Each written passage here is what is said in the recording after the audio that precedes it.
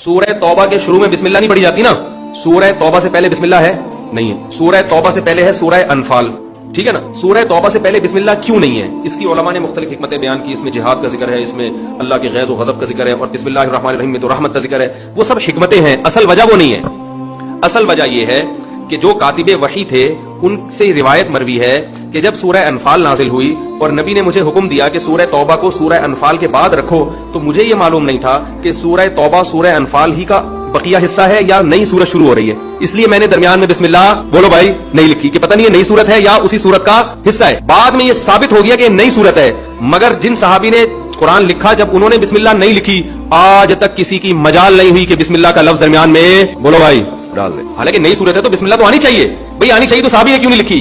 कोई भी वजह है, कोई भी लॉजिक होगी, बस जब नहीं लिखी तो क़यामत तक नहीं लिखी जाएगी। तो अल्लाह ने ये काम करवाए हैं सहाबा से ताकि पता चले कि जिस तरह से नाजिल हुआ उसी तरह लिखा गया, और उस लिखे में किसी ने अकल चला के तब्दीली की कोशिश नहीं।